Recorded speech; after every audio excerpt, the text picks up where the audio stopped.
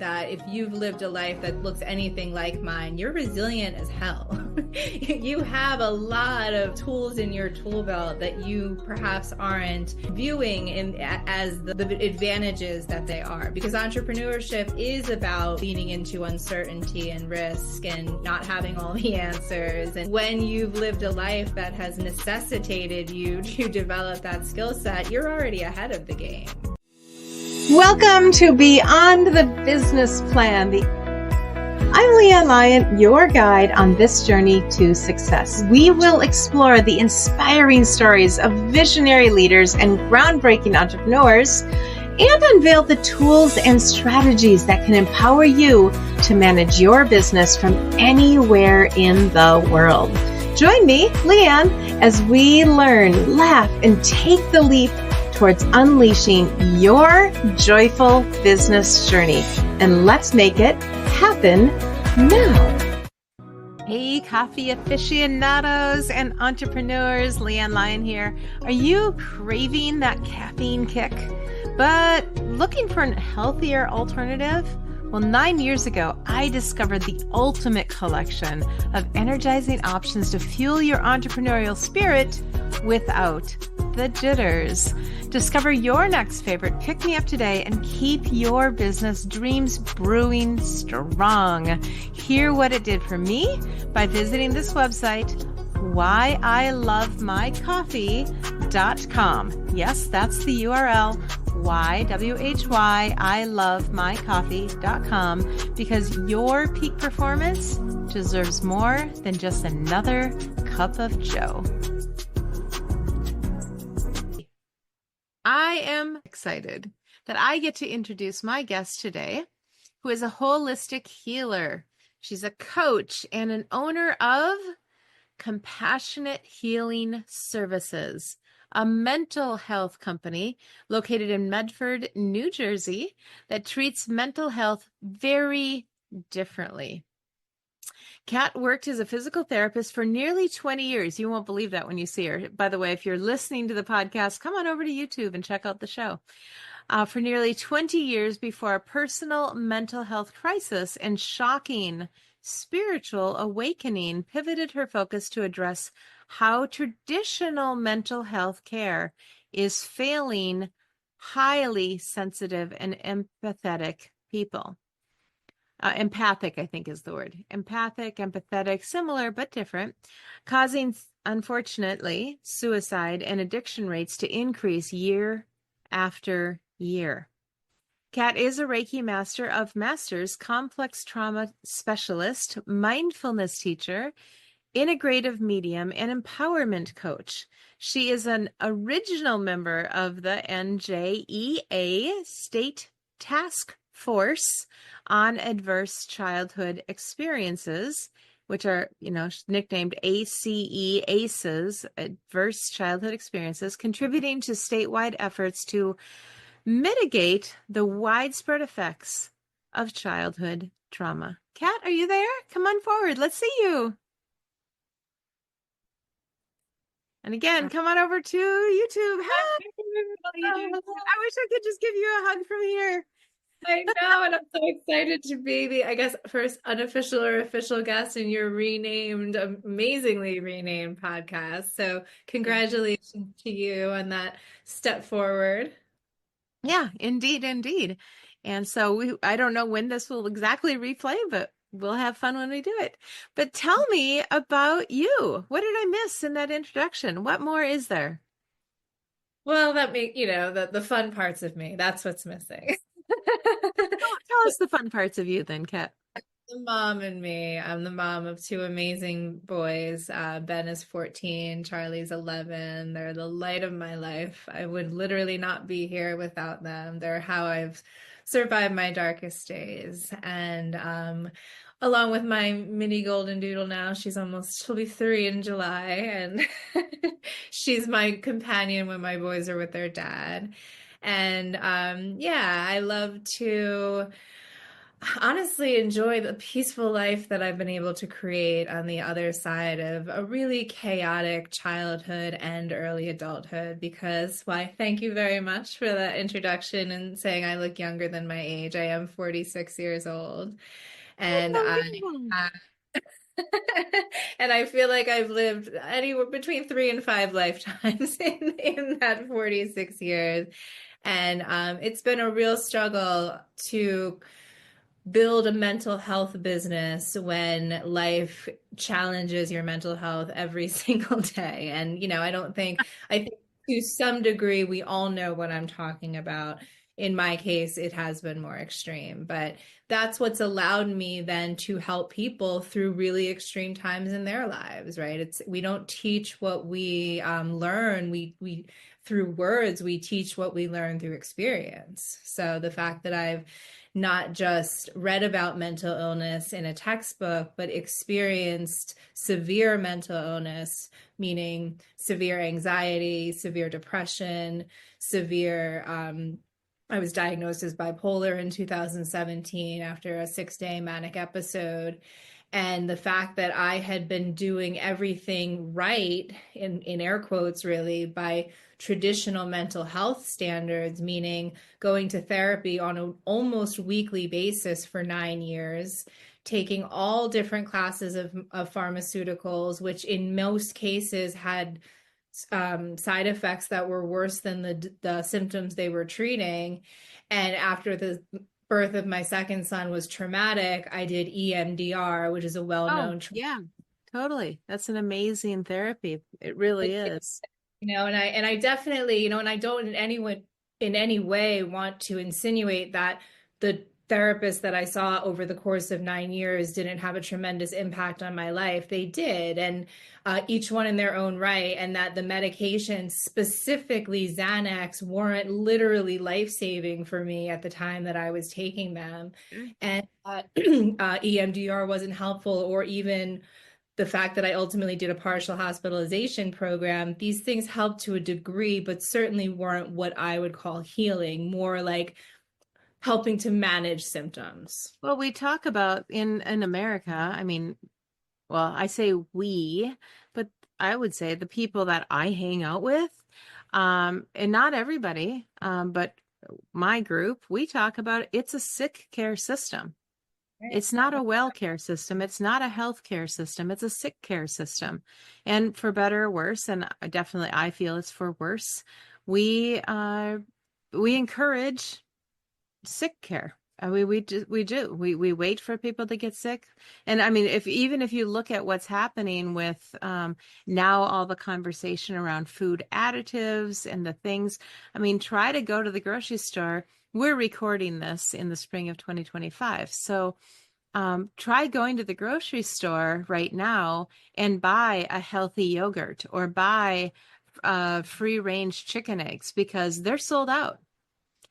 Because people are realizing, wait, I don't need to buy yogurt with red dye number 30 or whatever's in it. And people are actually waking up to this because these things have been known carcinogens for a very long time, seed oils and all the discussion. So, but all of those things have contributed to a sick care system and even the medications and so forth. I mean, I'll take it a step further and say it's a profit-driven sick care system. It's very much a profit-driven. Right. It's profits over people. And I saw that from the inside because my first career, as you said, was as a physical therapist for almost 20 years.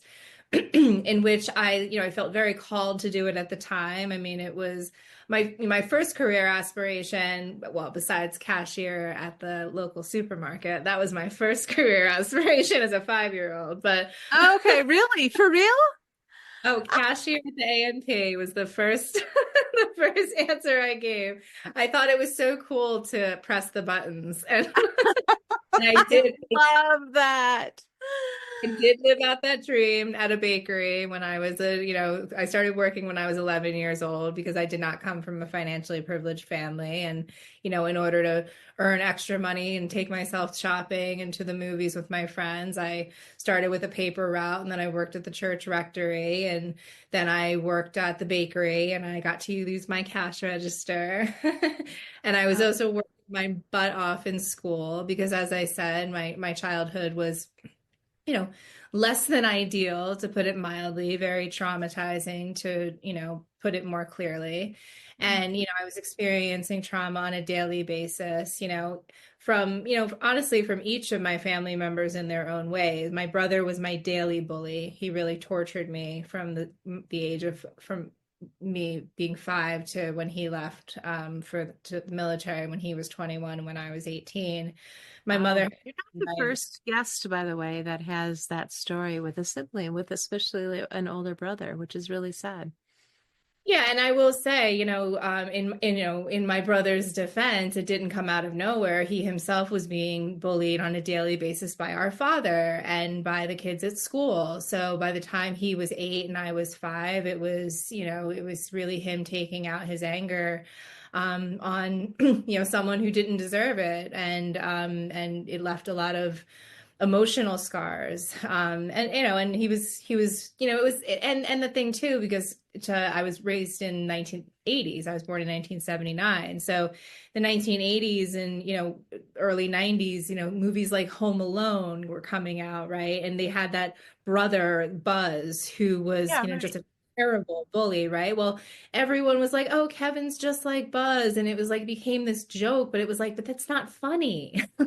Like, I don't feel safe in my own home, you Wait, I have know? a question about bullies because this has been a thing in my life for the last couple of weeks.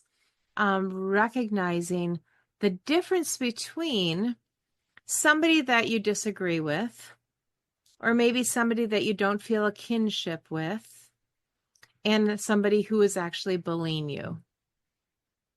And there is a difference. And I've realized that only recently myself, and maybe that's because I was definitely lucky not to be bullied, but I was recently.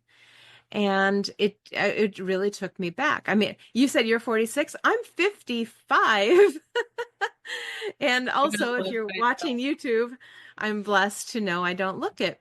But felt. that's a long time, and I'm very blessed to reach this age before really going through a real, true bullying episode. It also woke me up to when I have been a bully in the past. But there's a very specific thing that I noticed about the bullying that I had never really realized. So before I jump to that, I want to hear from you. What defines a bully versus an unpleasant person? I think it's all about power. Whether that bully has power over you is really what determines whether or not it's a bully. Hmm. You can have disagreements with anybody. And I certainly am interested to hear your experience. But a disagreement with a stranger on Facebook, even if words are mutual words are exchanged, isn't necessarily bullying. But in my case, certainly with my 3 years older brother, who was significantly larger than me in stature and, held, was literally, I was left in his care. He was my babysitter, right? He had this inherent power over me, that was very real, and to me is at the root of bullying. Yeah, so but I'm curious to hear your experience. Well, I think that's really interesting. I definitely agree that bullying is about power. In my particular case, this person didn't necessarily have power over me, but she was trying to assert power over me. Can And I add? specifically, well, go ahead. It's also about intention, right? Yeah. I mean, if the intention is to harm, if there's an intention, whether it's through some, telling lies, spreading gossip, spreading rumors, being relentless, not respecting boundaries and things of that nature, then it absolutely can cross the line to bullying. Even if there is an inherent power dynamic. So, thank you for helping me clarify my position. Yeah, no, I think we're kind of both figuring it out together, which I love. Live on recording anyway. But no, so not only about the power or desire on their part to assert power, but also the way they do it, specifically by making assertions, specifically with the am, is, are Mm, statements. You are. I Mm. am, you must. Those types of statements were made in such a way that were very, first, the assertions that were made about me were completely untrue, first of all. But I know that because I know me. Right. So you've watched a couple of my shows before. We've only met virtually, not yet in person, although I do get out to New Jersey once in a while. And, would you say that I lack integrity? Would you say that I that I am inauthentic? Well, these were the things that this particular person tried to assert on me, and I'm like, "Mm, no, that's definitely not true." Feel better. I was engaged to that person. Oh. She went on a smear campaign, as narcissistic people tend to, really trying to attack my character and my integrity, because bullies don't choose weak people. They Mm. choose people in powerful positions with who have a strong sense of themselves, because it reflects back to them their own deep-seated insecurities.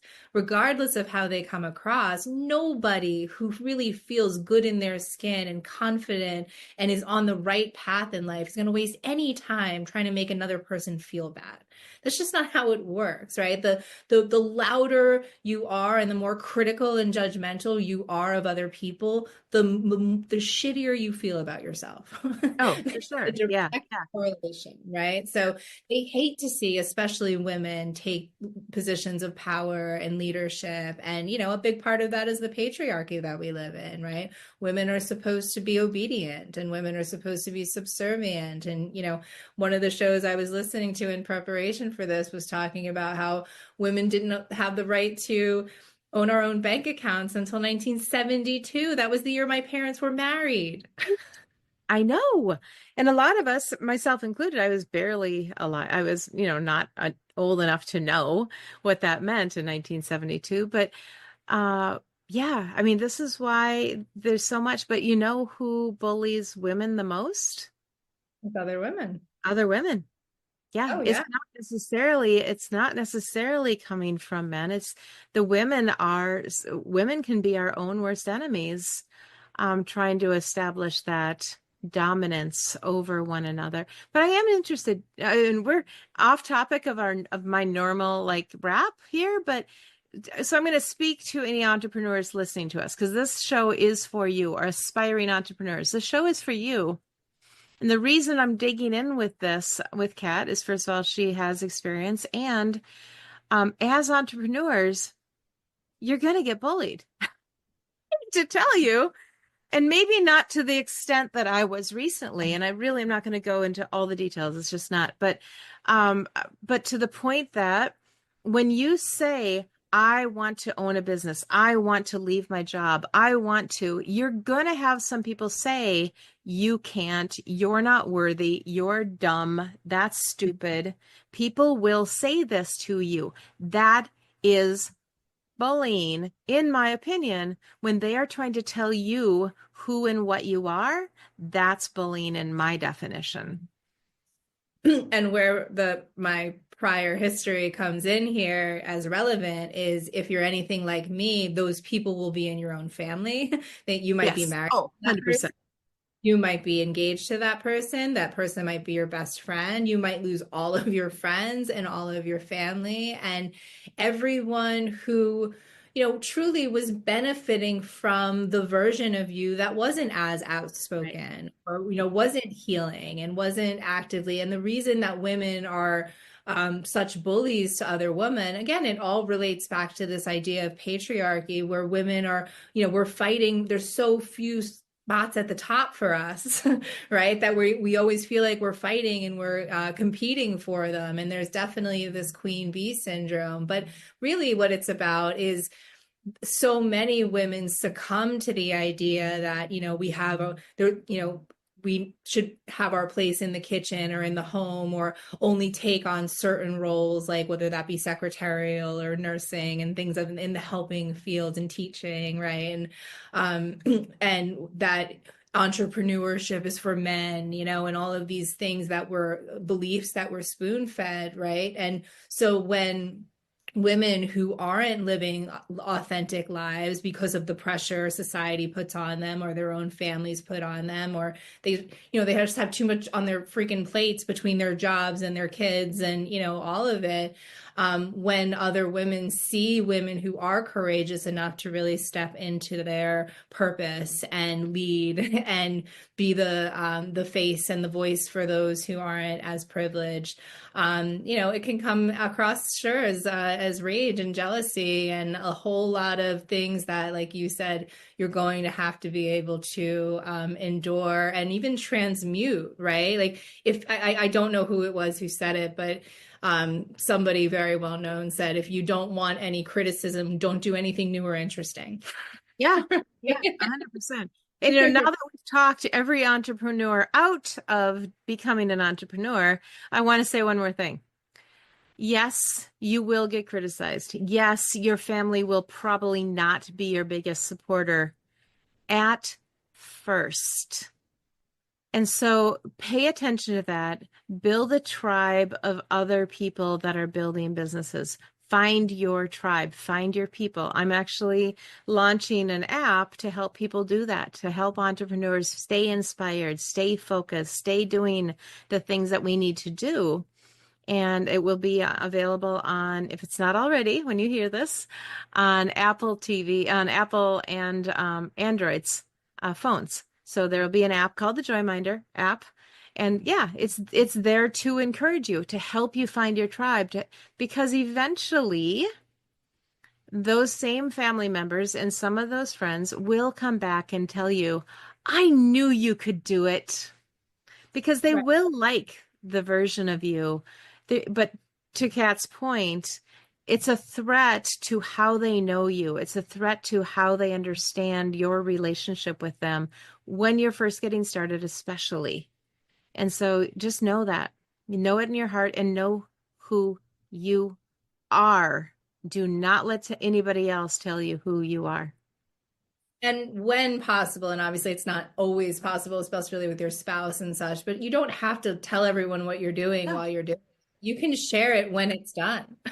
You can share it when they are already can be proud of you, right? I think Yeah. that I would, if I could go back, I would keep a lot more to myself, and Yeah. really allow myself to develop this creative mission of mine, uh, more privately, because the gossip and the whether it be overt comments of, oh, essentially like, who do you think you are, this is so much bigger than you, because we haven't really talked about what it is that my mission is, which essentially is suicide prevention, and suicide prevention specific to mental health disorders and addictions and things that we as a culture and our society, especially in the US, are very vocal about wanting to solve.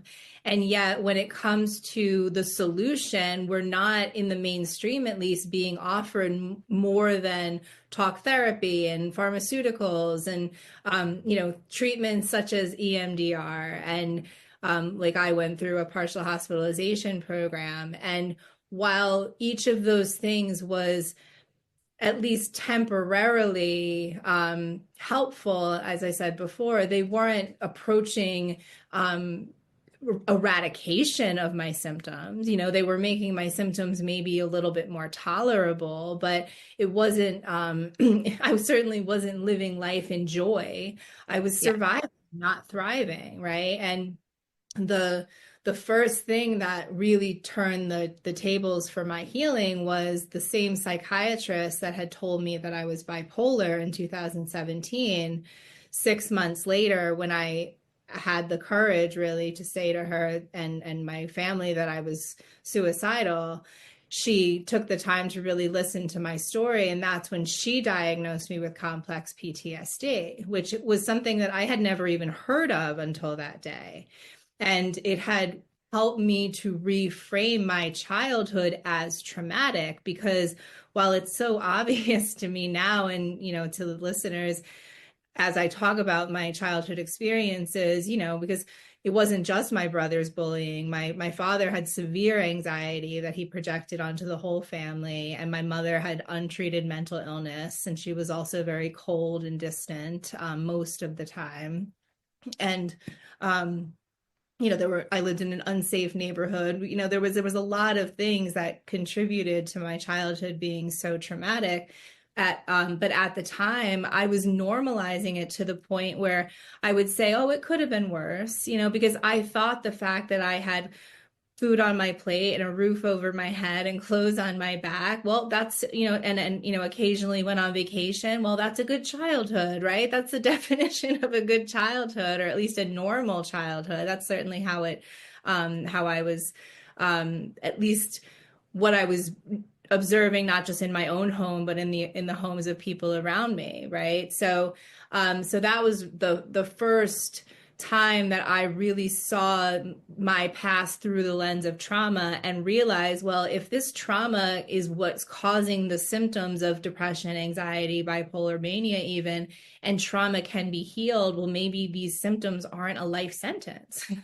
Maybe I can actually live without anxiety and depression and bipolar mania without these medications. And that is what turned out to be the case.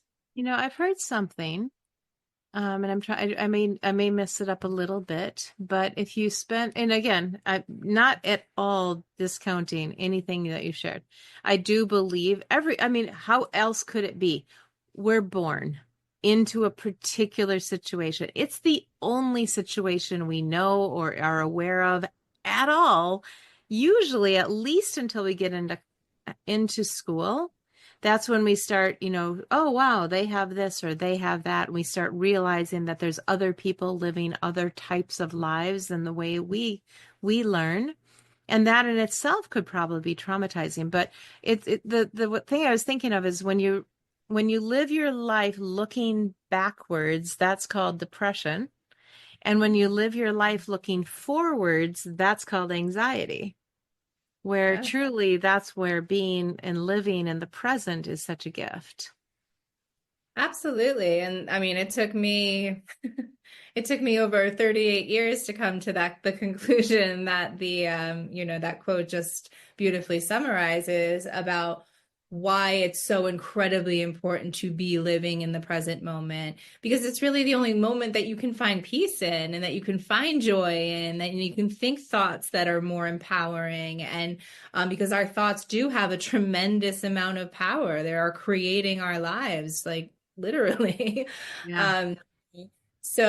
um but for most people, I mean, the way I was raised, just with as you said, the very specific family I was raised in, with our very specific beliefs, and, pep talks in my family sounded like life sucks and then you die, kid. I mean, that's the kind of thing that I was hearing, right? So I certainly was not taught to live a life, or to expect a life, beyond the one that was being shown to be by my family. But to a degree, I just always,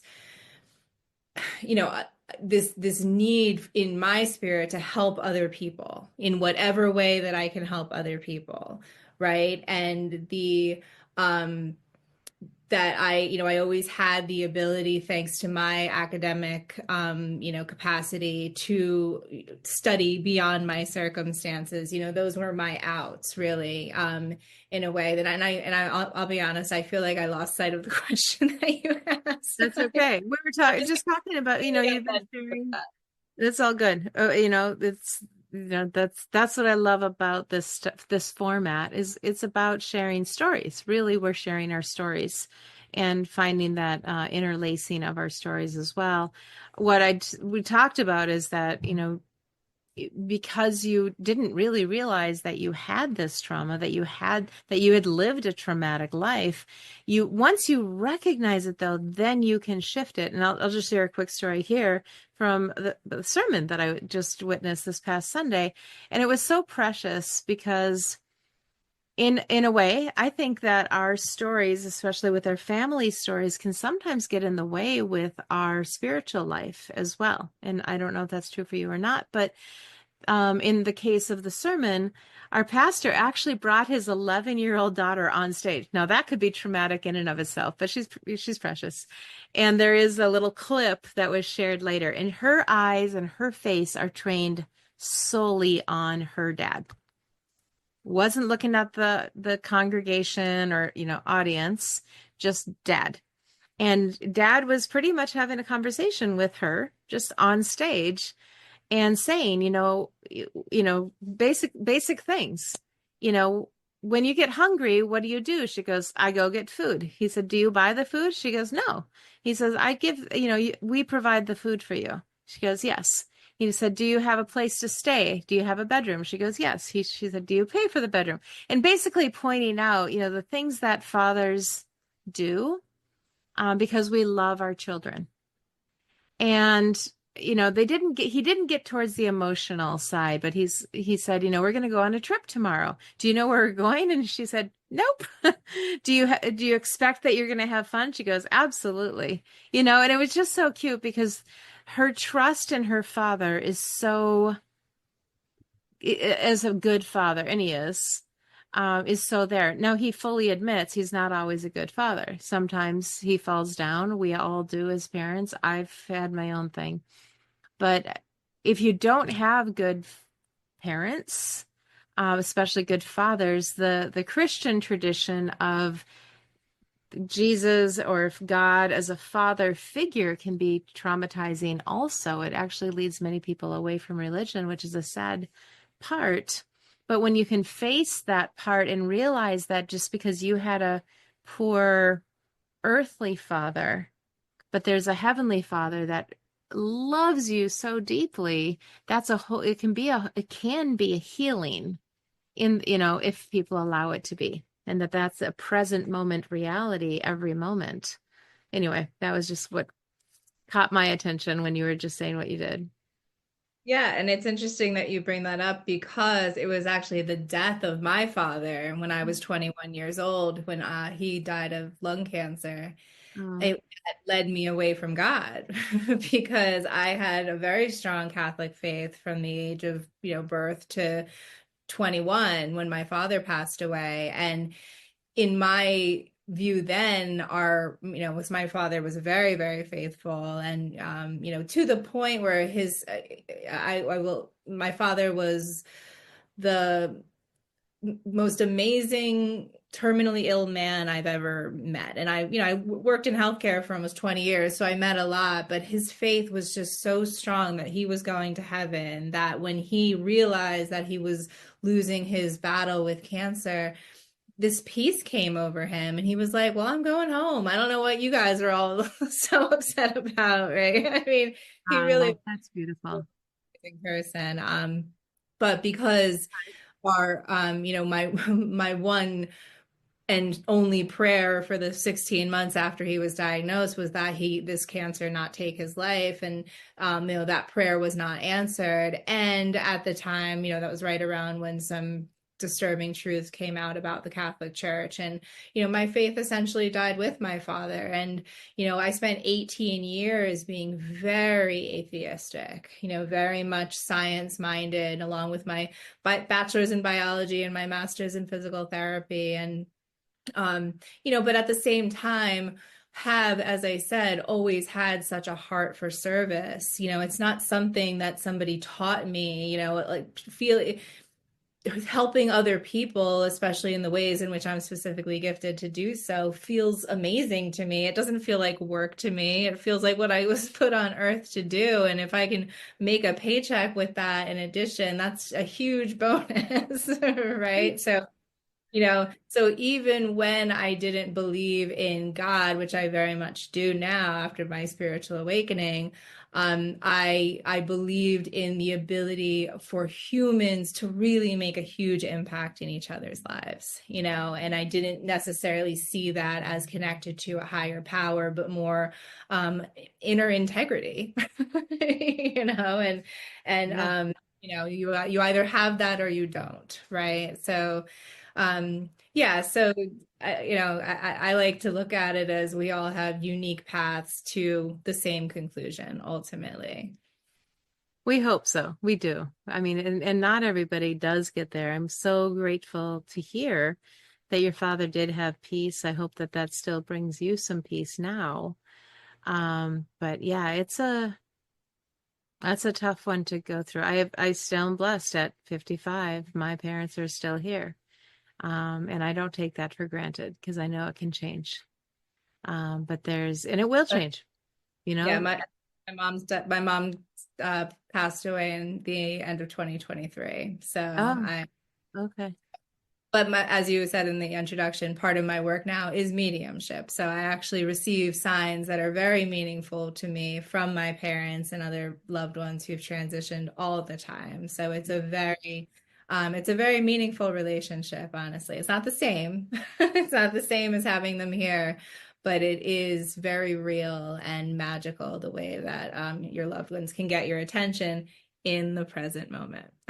Yeah, absolutely. But if you stay present, right?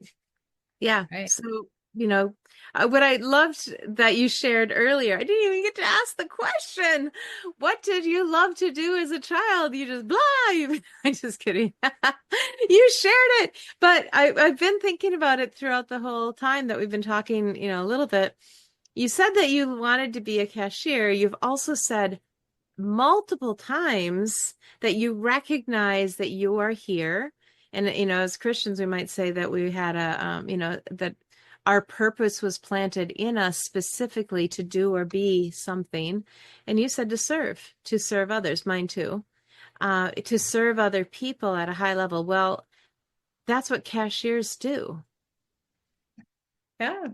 That's what cashiers do. They are in the service industry, really. Hospitality, I mean, what is hospitality other than bartenders, servers, and really cashiers could in a way fit into that same realm because when you go, hospitality is anywhere that you're served by other people, really. Absolutely. Right. I think, I mean, we've all heard that those stories of people who were considering ending their lives and what turned what changed their mind was a smile from a stranger or someone holding the door for them or giving them a compliment and to realize how profound it can be to simply treat another person like a human being and have a meaningful conversation. And there is an epidemic of loneliness in the world, not just in the United States, but especially after COVID, right? To the point where, especially with the older people, that conversation at the grocery store checkout line might be the only one they're having all week long with someone who's not their grandkid that lives 1,000 miles away. I mean, this is the reality, and I know that I have a huge heart for working with the geriatric population, and when I was a physical therapist, spent about 8 years exclusively focused on that population. And Oh, wow. Am I geriatric yet? oh, not at all. In my world, I'm going to say anything younger than 85 or a spring chicken in my world. Okay, good. Okay, good to know. Just curious. Oh, fun. No, Anyways, the glasses are new. The they're glasses are new. And it's shocking now that I have them. I mean, I should have gotten them a long time ago, apparently, because now everything is so easy to read, so clear that now, like, I know I'm going to end up being one of those. I'm going to have like 18 pair of glasses as soon as I can do it. Because it's there's so this much fun. brilliant company that and I'll send you the name of them when I off air, but where you just buy the one pair of glasses, but then there's Oh magnetic yeah, then you can switch them out. You're right. I'm gonna check it out. But I do need like these are specific to screens. So the Okay. big part of this that there are actually transition glasses. So they're primarily for screens, but if I look down, I can see all the wrinkles in my hands. And if I look at the top, I can see the distance of the far side of the room clearly. So it actually does have three parts to it, but the bulk of it is for this. So I can't really wear it to walk around because everything is all weird. But I Gotcha. do want to get driving glasses now because it's just so nice to see clearly. I know the Well, next. going to happen. And my kids are telling me this already. And Mom, now you need to get those hearing aids. Oh no. But My did you kid, know that hearing aids are tied to mental health? no. Yeah, look it up. It's fascinating. When we stop hearing tones and we start missing, pitches, um, our brains start really struggling. And it is something to take seriously that you know, Well, that it ties into my really observation. affect mental. What's To that? me, it ties into my observation, from my 20 years as a physical therapist and someone who severely struggled with my mental health, that the fact that we separate physical and mental health conditions is actually really absurd. Because Yeah. never in my entire career as a physical therapist did I treat someone who had a major disability. And that's the realm that I worked in, was in assisted living facilities, nursing homes, rehab facilities, and especially in the acute rehabs, people have suffered severe strokes and accidents and complicated surgeries and amputations. And never once, when I was treating someone who was inpatient in one of these facilities for a physical ailment, wasn't there a mental health component to that? Of course Yeah. Of there was, right? I course mean, there is. Right. it's absurd to think otherwise. And then conversely, as somebody who never had I was had a lot of health ailments as a child, because like any child who's being essentially exposed to toxic levels of stress and trauma every single day, my nervous system, not only was my nervous system on fire, but my immune system was shot. And between my very sickly childhood and then my work in healthcare, my immune system now is healthy as a horse. I very rarely get sick, and I'm very lucky not to live with any chronic pain. But when I was severely depressed and really fighting for my life, I have never been in so much pain in my entire life. My entire body was so heavy to carry around. It was like I literally couldn't even stand up straight. I was sick all the time. I was throwing up all the time. So, these mental health issues are physical, and physical health issues are mental. And you're just never going to convince me otherwise, having experienced both. Yeah, 100%. Wow. That's really, it kind of brings us full circle too. So, I'm going to refer back to the amazing and never wrong television show called Grey's Anatomy. Um, no Never wrong. bias in Grey's Anatomy at all. But, I just happened to watch a show because I have watched the entire thing for 20 years. But anyway, they're even tying, again, it's a television show. I have not researched this at all, but it would not shock me in the least that they are tying Alzheimer's even to the gut biome. So if you take a look at that, and then I know diabetes is actually, or they're calling Alzheimer's type 3 diabetes. So there's a definite tie again between Alzheimer's, which I wouldn't call it necessarily a mental illness. It's definitely a mental It's a related, what's brain that? disease. It's a brain disease. The brain disease. And it is tied again back to the physical, though, the biome, or potentially, the pancreas or the sugar. Really, they're saying it's sugar, it's aluminum, it's all the things that accumulate and cause inflammation in the body that's causing the rise in Alzheimer's. And there's other things that we've done in the last couple of years specifically that may be impacting Alzheimer's, showing up earlier and earlier in ages as well, which is, but potentially also reversible. And that's the good news. Once Yeah. we realize that it's an inflammation disease, reduce the inflammation, fix the illness. And I also, and this is where I'll put my Reiki master hat on, we also can't ignore the energetic component of the body, right? We need to stop viewing the body as just a physical machine and start understanding that at the root, even our physical bodies are energy. And quantum physics has proven that, right? So, that's just practical application of the science that we know. So, by adding in addition to the medical care that you're receiving, energetic care, whether that be, for in-person or distance Reiki sessions, can help you with ailments. Because I mean, I wound up ultimately walking away from my career in physical therapy, not just because of my life experiences bringing me in a radically different direction toward mental health care, and all of the ways in which where the traditional mental health system is failing people like myself, who are highly sensitive and highly intuitive.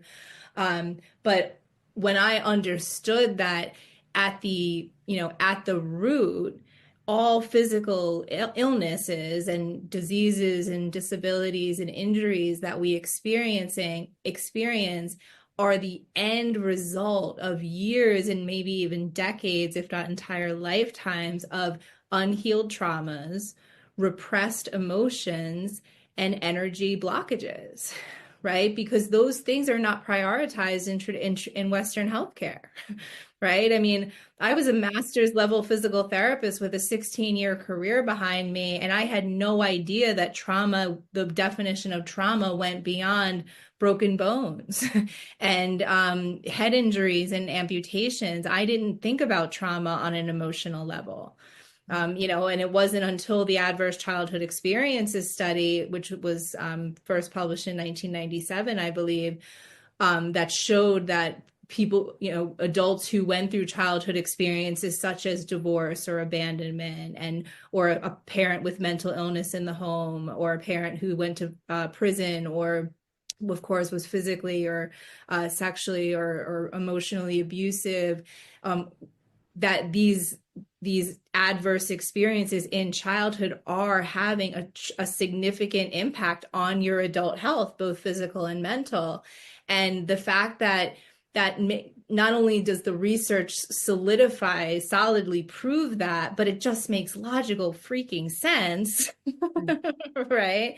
And Well, yeah. and yet, complex PTSD, the diagnosis that changed the course of my life and really saved my life, still isn't in the Bible of psychiatric diagnoses, which is known as the DSM, is a huge problem and a huge oversight, and helping to exacerbate the issues of suicide and alcoholism and death from addiction, certainly not to alleviate it.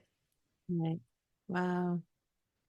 And bringing it back, because wow, this hour just flew by, this time together like crazy. I'm going to ask you first two things. We definitely want to know, for people who are hearing Kat and they're like, I need to talk to this woman. You probably do. She's going to share how you can reach her. We're also, wherever I publish this, you're going to find her contact information below. So definitely go there.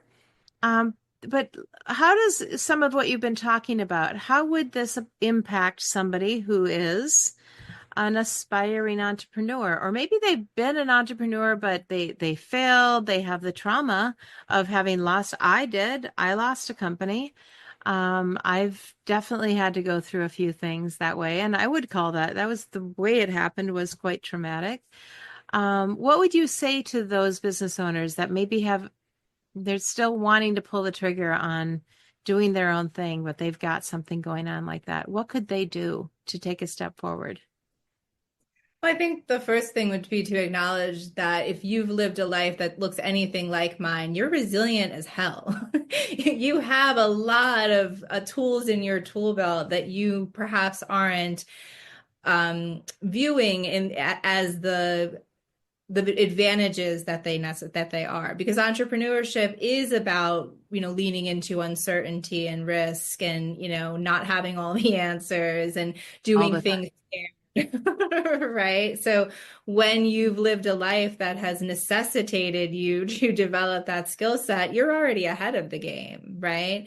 And I think that the other thing is to really if you're called to, perhaps in your world, it's a product that you want to develop, or, but if you're like me and it's more that, a service-based business, or, it's about selling results that you actually have and that you can help other people achieve, right? Because that's really what coaching is. It's about finding the shorter path from A to B.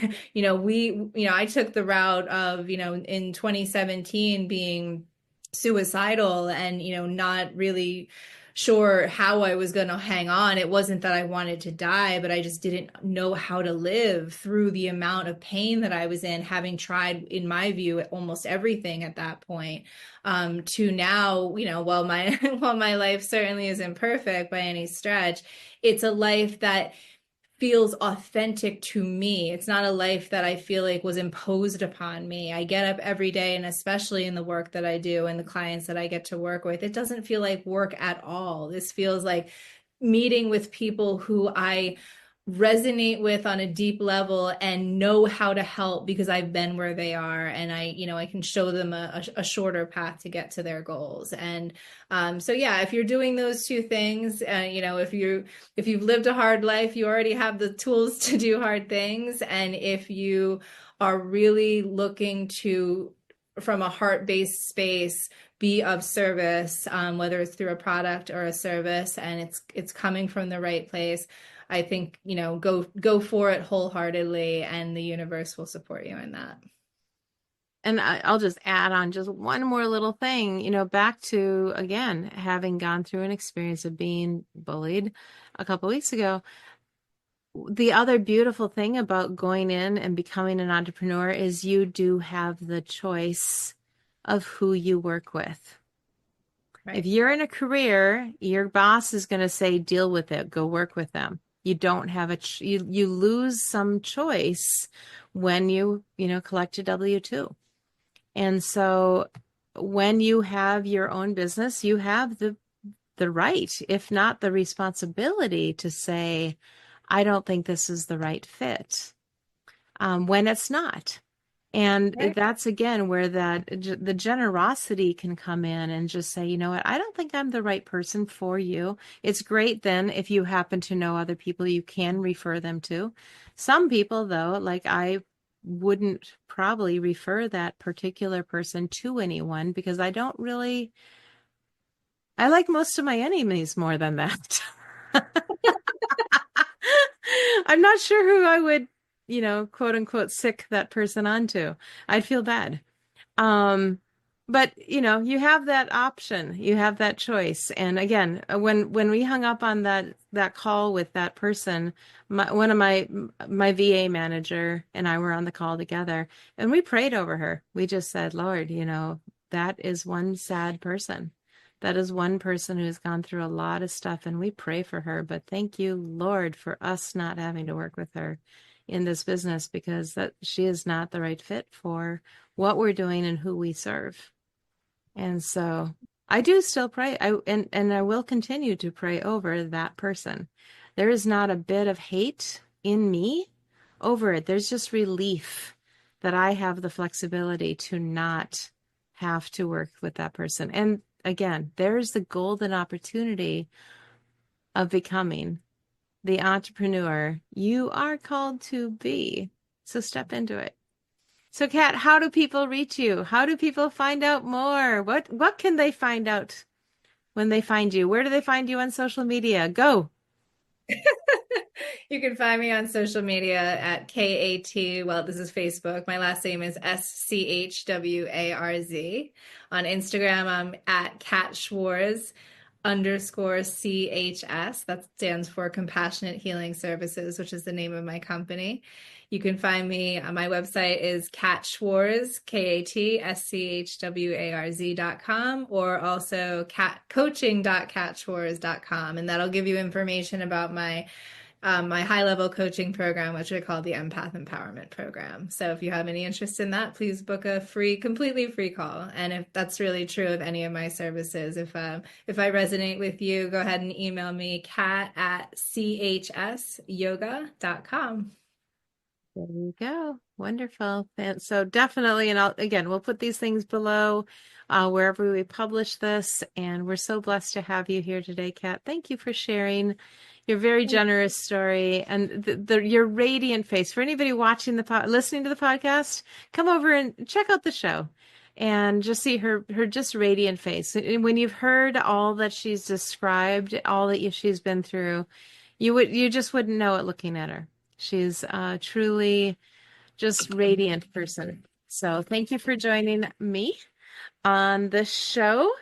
And we will wrap it up. And I just want to say thank you to our listeners as well. Thank you for joining us on the show. Thank you for joining me on the show. And, come on back. We're going to be doing these more often. I am making a switch to what we're doing. And I will be releasing content like this more often. So definitely check us out on YouTube. Go to joymindersolutions.com. Yes, sort of. Okay, I'm going to back up there. Go to LeAnnLyon.com. LeAnn is spelled Leann, 5 letters. Lyon is 4 letters, LYON.com. And from there, you can get immediately to my YouTube channel, immediately to my business website, which is joy-minder.com, and everything else, anything else that you're looking for. I'd love to serve you at your highest level as you step into your greatness and unleash your joyful business journey. Thank you for being here today. Thank you, Kat, and have a beautiful and very blessed day, everybody. Hey, sales setters, are you ready to jumpstart your entrepreneurial journey or give your business a powerful refresh? Join us at the next and Restart Your Business Summit, where you'll discover the tools, strategies, and inspiration you need to thrive.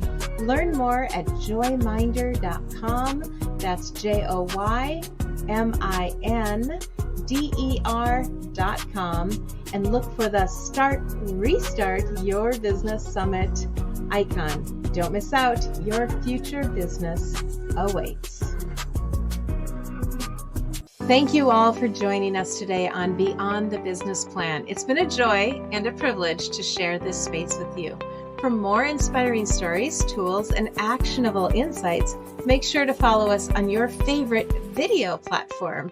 Visit my website, LeAnnLyon.com, and keep leading with heart. And I'll catch you on the next wave of success.